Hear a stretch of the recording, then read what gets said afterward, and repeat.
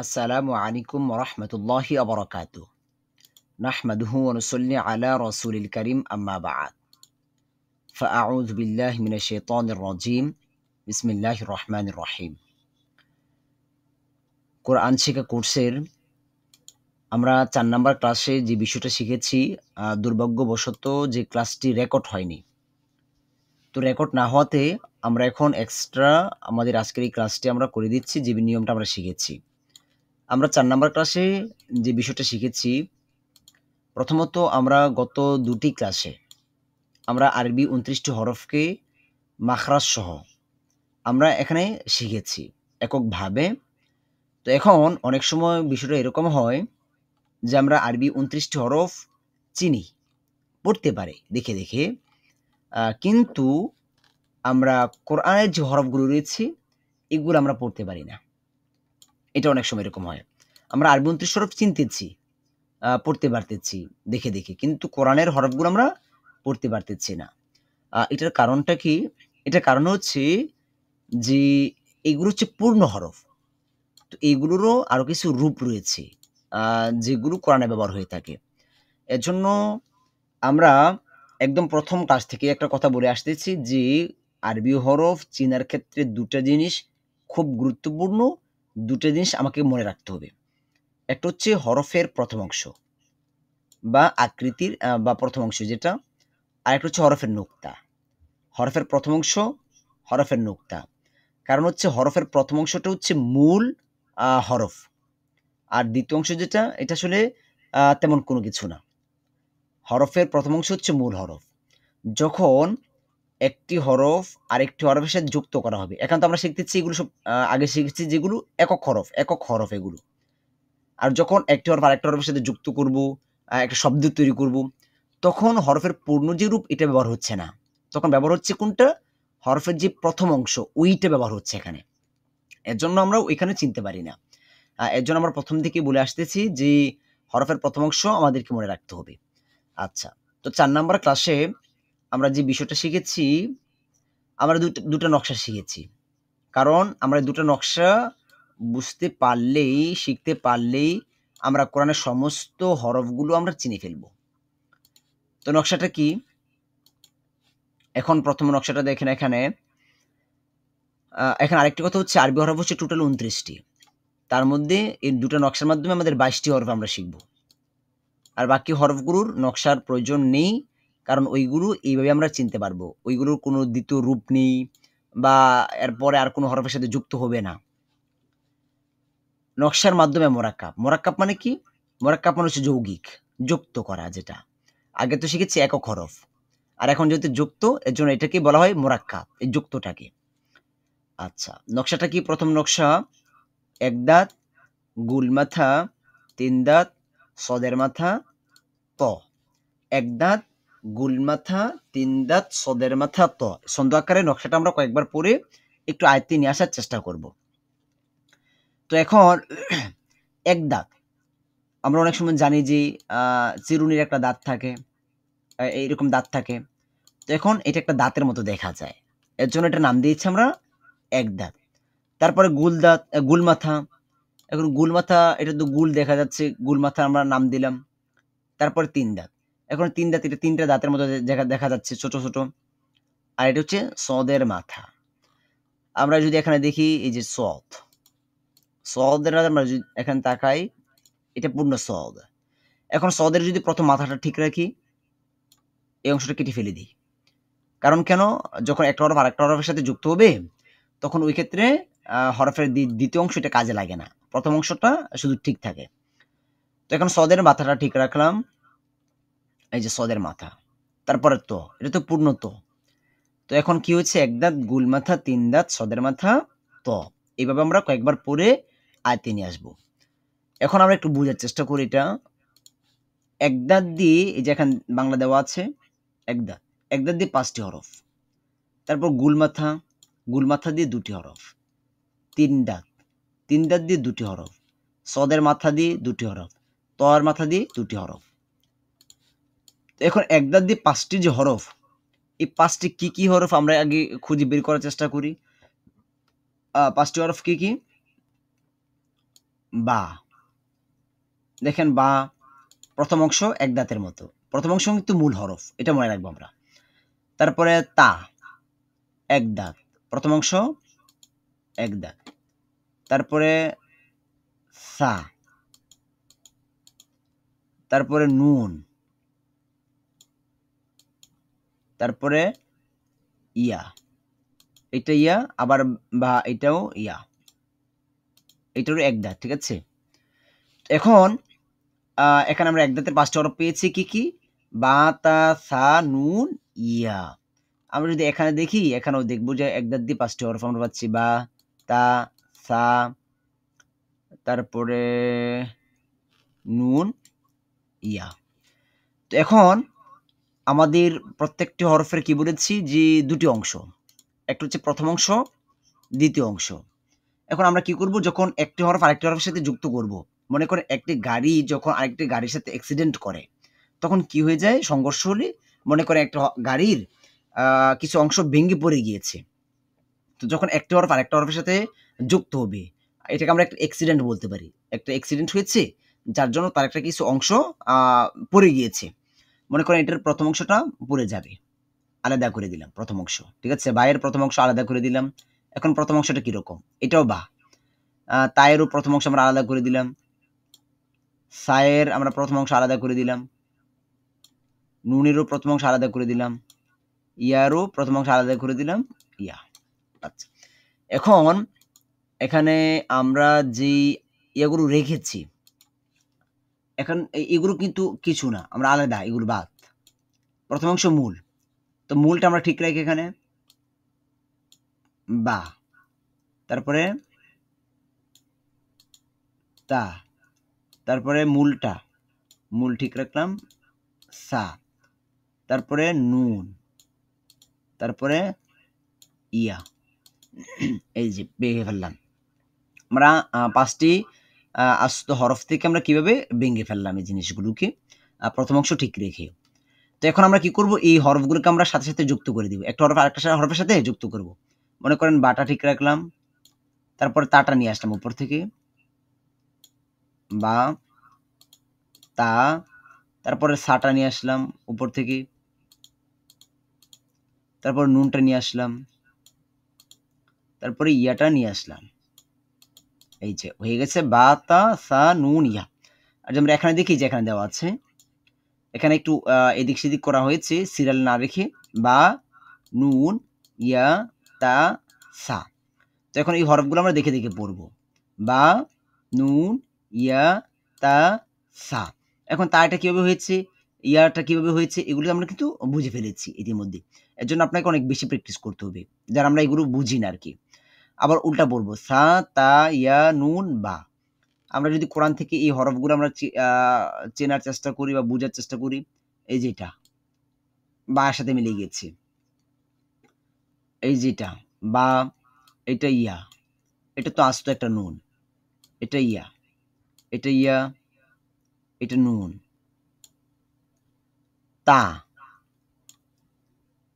এটাও গুলতা, এটা আমরা সামনে আলোচনা করব ক্লাসে। এটা নুন, এটা ইয়া। আচ্ছা, তো এখন এক দাঁতের কাজ শেষ। তারপরে হচ্ছে গুলমাথা। এখন গুলমাথা দিয়ে হরফ কয়টি, 2টি।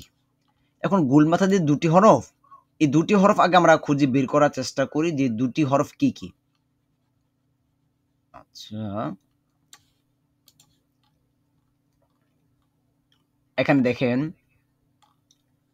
এখানে এই যে প্রথম লাইনে গুলমাথার হরফ নেই, গুলমাথার হরফ নেই, এখানেও গুলমাথার হরফ নেই। এটা গুলমাথা দেখা যাচ্ছে, গুলমাথা না এগুলো, এগুলো গুলমাথা না, এগুলো এই তত নিচে গুলমাথা, এটা মাথা না। এই যে এটা দেখেন গুলমাথা, এই যে এটাও দেখছেন, 2টা হরফ পেয়েছি আমরা গুলমাথা, আর কোনো গুলমাথা নেই। ওয়াওটা গুলমাথা, কিন্তু ওয়াওয়ের কোনো নকশা ইয়ে হবে না, নকশাই নেই ওয়াওটা, এক্সট্রা এটা। এটার কোনো রূপ নেই, এটা সবসময় যেরকম আছে এরকমই থাকবে এটা। আচ্ছা, আহ, কফ এবং ফা, ফা এবং কফ, গুলমাথা 2টি হরফ, ফা এবং কফ। ওয়াও গুলমাথা হলেও এটার কোনো পূর্ণ অর্ধেক রূপ নেই বা অন্য কোনো এটার রূপ নেই, এটা যেমন আছে এরকমই সর্বদা থাকবে। ফা এবং কফ দুটি আমরা পেয়েছি গুল মাথার হরফ, ফা এবং কফ। এখন ফা এবং কফ দুটি যদি আমরা আলাদা করে দিই, আলাদা আলাদা, মানে শেষের অংশটা কেটে ফেলে দিব। কেন ফেলে দিব? এটা কাজে নাই। প্রথম অংশ ঠিক রাখলাম, প্রথম অংশ ফা, কফের প্রথম অংশ মনে করেন কফ, প্রথম অংশ ঠিক। কেন ঠিক রয়েছে আর দ্বিতীয় অংশ নাই কেন? যে পরবর্তী হরফের সাথে যুক্ত হবে, একটা অ্যাক্সিডেন্ট হবে। এখন আমরা অ্যাক্সিডেন্টের আগেই কিন্তু এটা আমরা আলাদা করে ফেললাম, এটা বুঝাবার জন্য, ঠিক আছে? তো এখন দুটাকে যদি আমরা একসাথে করে দিই, এটাকে একটু লম্বা করে টেনে দিই, তাহলে হয়ে গেছে ফা এবং কফ, ফা এবং কফ। তাহলে এখানে হয়ে গেছে কি, যে দেখেন ফা এবং কফ আলাদা করে দিলে, আর এটা আমরা পরবর্তীতে এখানে যুক্ত করে দিলাম ফা এবং কফ। তাহলে এখন আমরা পেয়েছি কি, বা, নুন, ইয়া, তা, সা, ফা, কফ। এই পর্যন্ত হয়ে গেছে। এখন ফা এবং কফ দিয়ে যদি আমরা প্র্যাকটিস করি কোরআন থেকে, এই যে এটা দেখেন, গুলমাথা উপরে ২ নুক্তা কফ, গুলমাথা উপরে ২ নুক্তা কফ, উপরে ২ নুক্তা দুটি হরফ, উপরে ২ নুক্তা দুটি হরফ, একটা হচ্ছে সা, একটা হচ্ছে কফ, ঠিক আছে? উপরে ২ নুক্তা দুটি হরফ। আচ্ছা, এটা আমরা একটু পরে বলি। তো এখন এই যে এটা দেখেন কফ, ঠিক আছে? এই যে কফ, গুলমাথা উপরে ২ নোক্তা কফ, আর যদি গুলমাথা উপরে ১ নোক্তা থাকতো তাহলে হয়ে যেত ফা। এটাও ওই যে এখানে এটা কফ, এই যে এটা ফা। আচ্ছা, এইভাবে আমরা প্র্যাকটিস করবো আর কি। ওইখানে বুঝার পরে আমাদের অনেক প্র্যাকটিস করতে হবে, অনেক প্র্যাকটিস। তাহলে আমরা সহজে চিনতে পারবো, মনে থাকবে। তো আমাদের গুলমাথার কাজ শেষ, এক দাঁত গুলমাথা, তারপর ৩ দাঁত। এখন ৩ দাঁত ওয়ালা হরফ কয়টা আছে দেখেন, ৩ দাঁত ওয়ালা হরফ প্রথম লাইনে নেই, দ্বিতীয় লাইনেও নেই, তৃতীয় লাইনে দেখেন এই যে পেয়েছি ৩ দাঁত ওয়ালা হরফ, ২টা পেয়েছি আমরা, আর কোনো ৩ দাঁত ওয়ালা হরফ নেই। তার মানে ৩ দাঁত ওয়ালা হরফ ২টা, কি কি? সিন এবং শিন। এখন সিন এবং শিন এটা পূর্ণ আছে, এখন এটাকে ২টা অংশ, প্রত্যেক হরফের ২টি করে অংশ। যে হরফগুলো ইয়া নেই আর কি, আচ্ছা এটা আমরা পরে বলতেছি। তো এখানে সিন এবং শিনের ২টি অংশ, প্রথম অংশ, দ্বিতীয় অংশ, দ্বিতীয় অংশ কোনো কিছু না, বাদ, বাদ করে দিলাম, আউট। প্রথম অংশ ঠিক রয়েছে। এখন প্রথম অংশ ঠিক থাকলে কি আছে এখানে,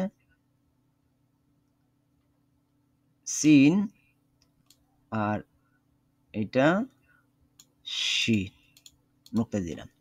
এখন এই দুটো যখন পাশাপাশি যুক্ত হয়েছে তখন কি হয়েছে, এই যে সিন এবং শিন, এই যে সিন এবং শিন। তো শব্দের মধ্যে যখন এরকম দেখবো তখন এটা সিন, আর এটার উপর যখন ৩টা নোক্তা দিব তখন শিন। কোরআন থেকে দেখার চেষ্টা করি আমরা, সিন এবং শিন, এই যে এটা দেখেন শিন। তারপর আরো দেখি, এই যে এটা শিন, এই যে এটা শব্দের মাঝখানে সিন, এই যে এটা শিন। তো এইভাবে আমরা খুঁজে খুঁজে প্র্যাকটিস করব। ৩ দাঁতের কাজ শেষ। তারপর হচ্ছে সদের মাথা, সদের মাথা। এখন সদের মাথা দিয়েও ২টি হরফ, আর কোনো হরফ পাবো না আমরা এখানে বেশি খুঁজেও, ২টি হরফ, সদ এবং দত, এবং এটার ২টি অংশ, সদের এবং দদের। তো আমরা যখন দ্বিতীয় অংশটাকে আউট করে দিলাম, আউট কেন করলাম, মানে অ্যাক্সিডেন্ট পরবর্তী হরফের সাথে যুক্ত হবে। এখন আমরা প্রথম অংশটা ঠিক রাখি, এখানে প্রথম অংশ, প্রথম অংশ দত, সদ এবং দত। আচ্ছা, যখন পাশাপাশি এই যে সদ দদ যুক্ত হয়েছে শব্দের মাঝখানে, সদ দদ, কিরকম হয়ে গেল এটা, সদ এবং দদ। এখন এখানে চিনার পরে এক দাঁত গুল মাথা, ৩ দাঁত সদের মাথা। তো আগে তো নকশাটা আমরা ভালো করে পড়ে নিব। এখন সদের মাথা দিয়ে ২টো হরফ পেয়েছি আমরা, সদ দদ, সদ দদ। কোরআন থেকে দেখার চেষ্টা করি, এই যেটা দেখেন সদে। যদি এটার উপরে একটা নোক্তা আসে বদে। আরো দেখি,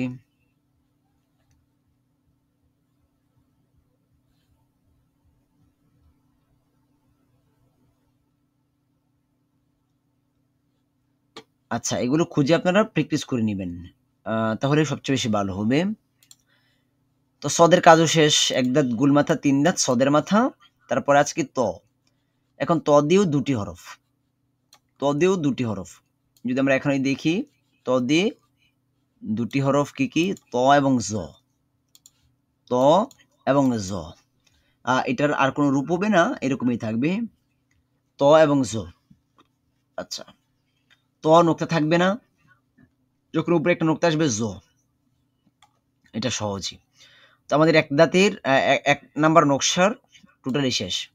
এক দাঁত গুল মাথা, তিন দাঁত সদের মাথা, ত। এক দাঁত দিয়ে কি কি হরফ পেয়েছি? বা, নুন, ইয়া, তা, সা। গুল মাথা দিয়ে তিনটি হরফ, দুটি হরফ পেয়েছি আমরা, ফা, কফ। তিন দাঁত দিয়ে আমরা দুটি হরফ পেয়েছি, সিন, শিন। সদের মাথা দিয়ে দুটি হরফ পেয়েছি, সদ, দদ। ত দিয়ে দুটি হরফ পেয়েছি, ত, জ। এখন আমরা যদি এই সমস্ত হরফগুলো দিয়ে প্র্যাকটিস করি, এই যে ইয়া, তা, নুন, এটা হচ্ছে আলিফ। এটা মনে রাখবেন আলিফ, এবং এই যে এটা দেখেন, এই দুটো খেয়াল করেন, এটা হচ্ছে আলিফ আর পরেরটা হচ্ছে লাম। আলিফ কখনো তার পরবর্তী হরফের সাথে যুক্ত হবে না, এটা মনে রাখবো। আলিফ কখনো তার পরবর্তী হরফের সাথে যুক্ত হবে না। যখন আগের হরফের সাথে যুক্ত কিন্তু পর হরফ থেকে বিচ্ছিন্ন, তখন এটা আলিফ। আর যখন পরবর্তী হরফের সাথে যুক্ত থাকবে তখন এটা লাম। এটা আলিফ, আগেরটা লাম। এটা আমরা বার করে মনে রাখবো। এদিকে আমরা অনেক সময় লামকে আলিফ বলে ফেলি, আলিফকে লাম বলে ফেলি, এটা আমরা করব না। আলিফের নিচের যে মাথাগুলো এইদিকে থাকবে বাম দিকে, আর আলিফের ডান দিকে। লামের মাথা নিচের দিকে বাম দিকে, আলিফের ডান দিকে। আচ্ছা, তারপরে বা, নুন, আলিফ, নুন, নুন, এটা গুলতা, এটা নুন, নুন, তা, তারপরে বা। আচ্ছা, তারপর আমরা একটু দেখি দ্বিতীয় নকশাটা। প্রথম নকশা শেষ, আমরা কিন্তু এইভাবে অনেক প্র্যাকটিস করবো বাসায়। তারপরও দেখা গেছে যে পড়তে গিয়ে যে কোনো সমস্যা আমাদেরকে পার্সোনাল নক করবেন, কোনো সমস্যা নেই ইনশাআল্লাহ। দ্বিতীয় নকশাটা, তো দ্বিতীয় নকশার হরফ হচ্ছে ৯টা। দ্বিতীয় নকশার আগে আমরা পড়ি উল্টা দাঁত, হায়ের মাথা, আইনের মাথা, লামের মাথা, গুলহা, মিম। এটা আমরা এইভাবে কয়েকবার পড়ে নেব। উল্টা দাঁত, হায়ের মাথা, এখানে বাংলা দেওয়া আছে। উল্টা দাঁত, হায়ের মাথা, আইনের মাথা, লামের মাথা, গুলহা, মিম। এইভাবে কয়েকবার পড়ার পরে আমরা এখন প্র্যাকটিসে যাব। প্র্যাকটিস বলতে আমরা এটা বুঝার চেষ্টা করব, ব্যাখ্যায় যাব। তো এখন উল্টা দাঁত, উল্টা দাঁত দিয়ে ৫টি হরফ। এক্ষেত্রে মনে রাখতে হবে উল্টা দাঁতের এবং এক দাঁতের একই ব্যবহার। উল্টা দাঁত এবং এক দাঁতের একই ব্যবহার, একই হরফ হবে এখানে। উল্টা দাঁত এবং এক দাঁত একই ব্যবহার হবে। উল্টা দাঁত শুধু নিচ থেকে, আর এক দাঁত যেটা উপর থেকে আসছে। এক দাঁতের উল্টা দাঁতের উপরে এক নোক্তা থাকলে নুন, এই যেটা।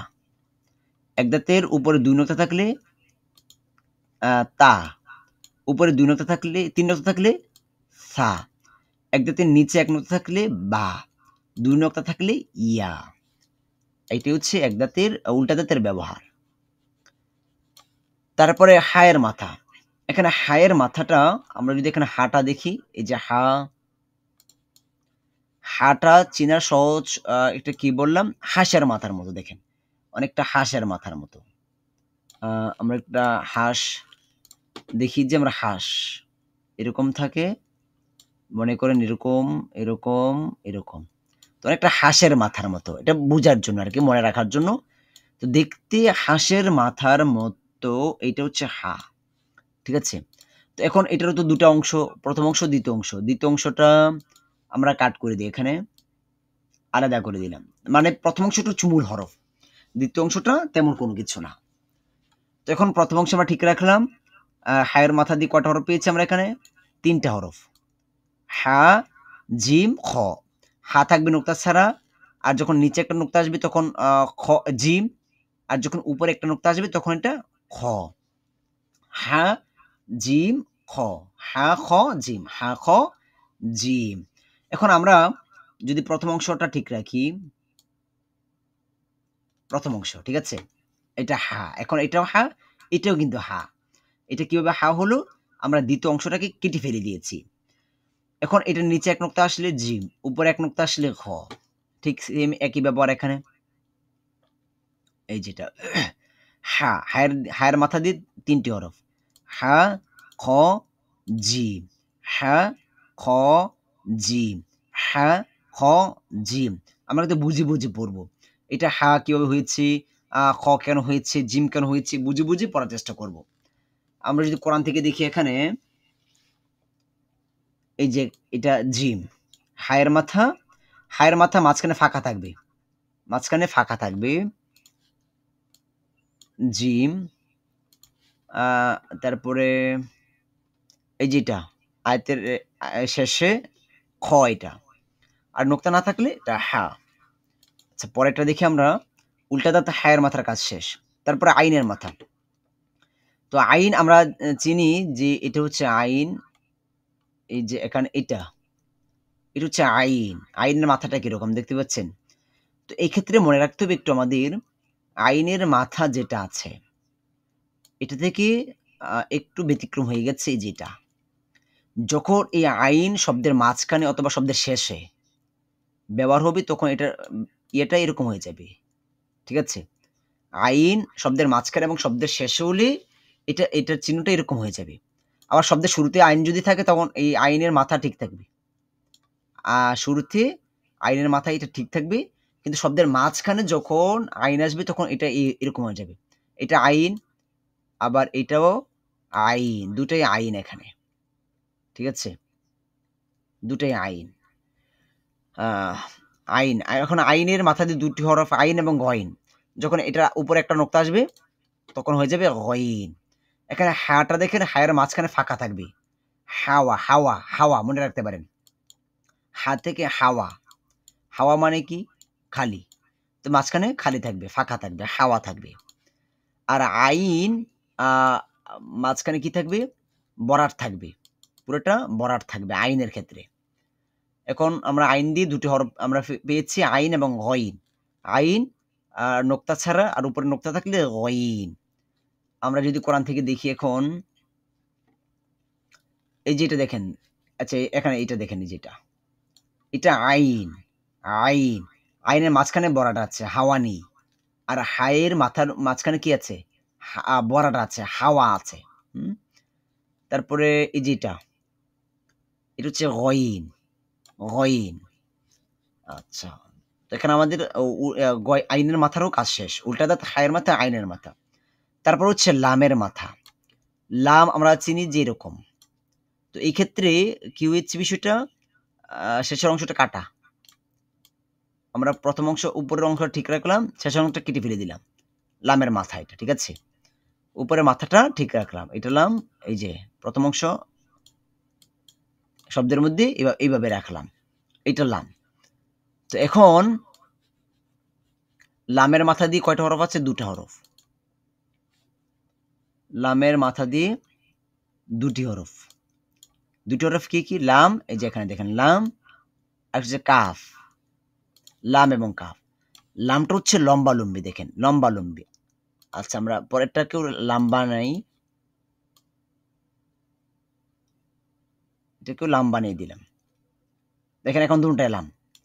২ টাই লাম। কিন্তু যখন এখানে কি হয়েছে? লামের ২য় যে লামটা মনে করেন, এটার উপরে একটা কি হয়েছে? উপরের মাথাটা বাঁকা হয়ে ডান দিকে চলে গেছে। তখন কাফ। এই লাম যখন উপরের মাথা বাম দিকে বাঁকানো থাকবে তখন এটা কাফ। লাম এবং কাফ। কোরআন থেকে দেখি আমরা, কাফ এবং লাম। এই যে এটা দেখেন, কাফ। লামের মতো উপরের মাথাটা ডান দিকে বাঁকানো হয়ে গেছে কাফ। আচ্ছা আবার এই যে এটা লাম। যদি এটার মাথাটা এরকম বাঁকানো থাকতো কাফ হয়ে যেত, যেরকম এই যে এটা। কাফ, লাম এবং কাফ। হা, খ, জিম, আইন, গইন, লাম, কাফ। আমরা বুঝে বুঝে এইভাবে পড়ব। তারপরে গুলহা, গুলহা দিয়ে একটি হরফ গুলহা। আপনি এই গুলহাটা যখন শব্দের শেষে ব্যবহার হবে তখন এরকম ব্যবহার হবে, এরকম এরকম হবে শব্দের শেষে, ঠিক আছে? মনে করেন লাম এবং হা, এটা লাম, পরেরটা হা। মিম, মিম দিয়ে একটি হরফ, এটা মিম। এই মিমটা আবার কখনো কখনো এরকম হতে পারে যে এই যেটা, এটাও মিম, এটা মিম। আবার এটা যখন পরবর্তী আরেকটা হরফ যুক্ত হবে তখন এটা বাত, এটাও মিম। মিম দিয়ে একটি হরফ। হা, খ, জিম, আইন, লা, গইন, লাম, কাফ, হা, মিম। তো এখন এই নকশাটা দিয়ে আপনার বাসায় বারবার পড়বেন, এই হরফগুলো বারবার পড়বেন, প্র্যাকটিস করবেন। তো যখন আমাদের দুটো নকশা শেষ হবে তখন 22টি হরফ শেষ হয়ে যাবে এখানে আমাদের। আর এই দুটি নকশার পরে আমরা এখানে এই লাইনটা পড়তে পারবো। আর এই লাইনটা যেই পড়তে পারবে সে কোরআনের যে কোনো হরফ সে দেখে পড়তে পারবে, কোনো সমস্যা হবে না। তো এখন আমরা একটু পড়ার চেষ্টা করি এটা কি কি। তাড়াহুড়া করা যাবে না বা দেখার পরে ভয় পাওয়া যাবে না। যারা একদম নতুন আছে ভয় পাওয়া যাবে না। আস্তে আস্তে আমরা সামনে যাব। এই হরফটা কি আছে? বা, এই যে বা, ঠিক আছে? তারপরে কি আছে? নুন। এই যে নকশার মধ্যে আমরা শিখেছি নুন, এজন্য নকশাটা ভালো করে মুখস্থ শিখতে হবে আর কি, বুঝে বুঝে। এই যে ইয়া, এই যে এখানে ইয়া, তারপরে তা, তারপরে এটাও তা, সা, এটা সা, ফা, অ, ফা। ফাটা কিভাবে আমরা বানিয়েছি? এই যে ফা, দ্বিতীয় অংশটা শুধু কাট করে দিয়েছি আমরা। অফ, কফের একই সিস্টেম হয়েছে। সিন, সিনেরও একই সিস্টেম। শেষের এই যে ল্যাসটা আমরা কেটে ফেলে দিয়েছি, কেন? পরবর্তী শব্দের সাথে যুক্ত করার জন্য, হরফের সাথে।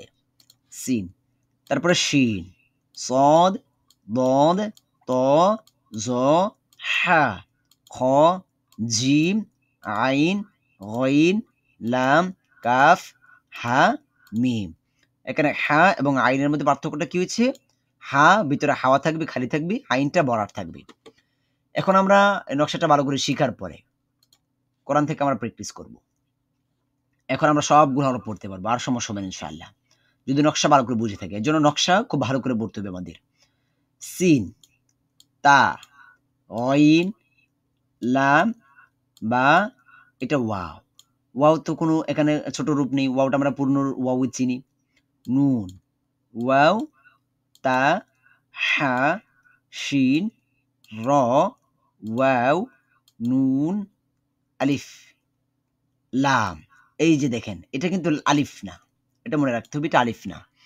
কেন আলিফ না? এটা পরবর্তী হরফের সাথে যুক্ত আছে, এটা মনে রাখতে হবে। আলিফ কখনো তার পরবর্তী হরফের সাথে যুক্ত হবে না। যখনই পরবর্তী হরফের সাথে যুক্ত হবে তখন সেটা আর আলিফ থাকবে না, সেটা লাম হয়ে যাবে। দেখতে সেম আলিফ, কিন্তু পরবর্তী এর সাথে যুক্ত আছে, তাই এটা আলিফ না, এটা লাম। জিম, হা, নুন, মিম, ওয়াও, বা, হামজা, এটা হামজা। এখানে এই জিনিসটা একটু দেখেন, আইন এবং হামজা, এটা কিন্তু আইনের মাথার মতো দেখা যায়, আইনের মাথার মতো, ঠিক আছে? তো এটা মনে রাখতে হবে যে আইন সর্বদা শব্দের সাথে মিলিত থাকবে।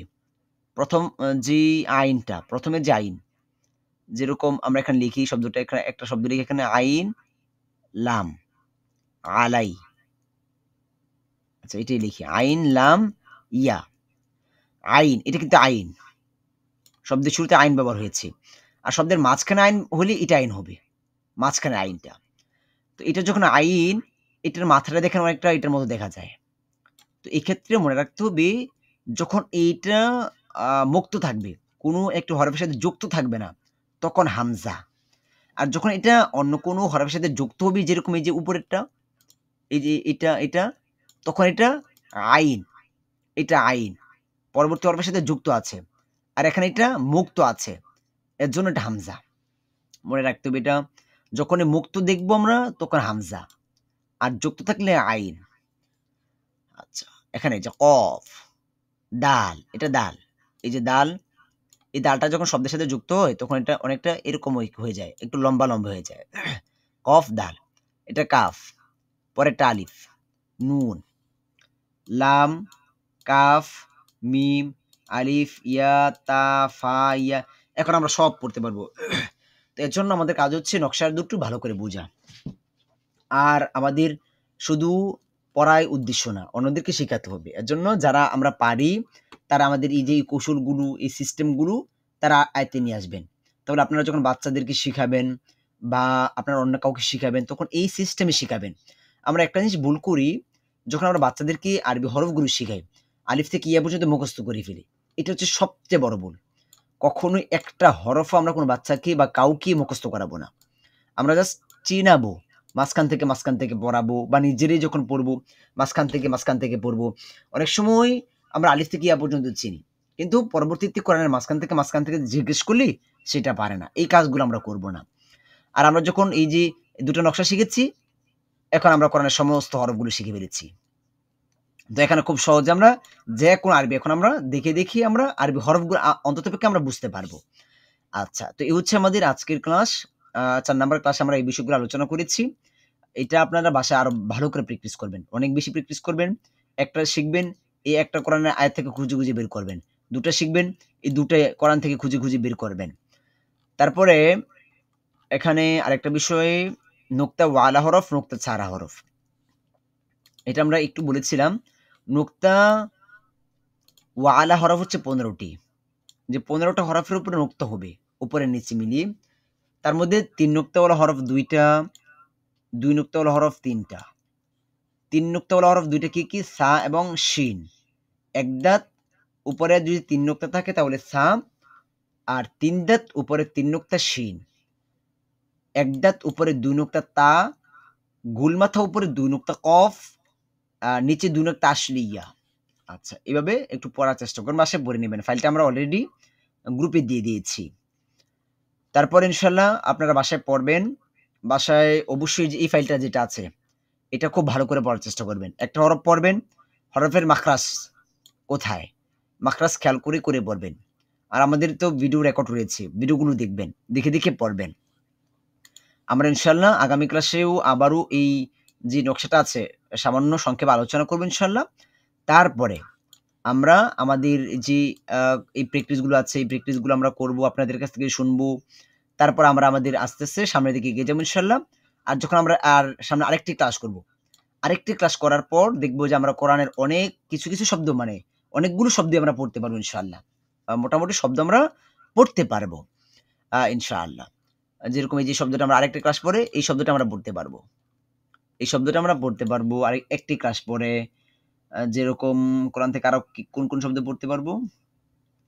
মোটামুটি আমরা কোরআন থেকে শব্দ পড়তে পারবো। আমরা কোরআন দেখবো ইনশাআল্লাহ যে আমরা এই শব্দটা আমরা পড়তে পারবো, এই শব্দটা আমরা পড়তে পারবো কোরআন থেকে। এরকম ভাবে আমরা খুঁজে প্র্যাকটিস করবো ইনশাআল্লাহ আরেকটি ক্লাস পরেই। দেখবেন যে ইনশাআল্লাহ আর ২টি-৩টি ক্লাস গেলেই দেখবেন যে আসলে অনেকটা সহজ।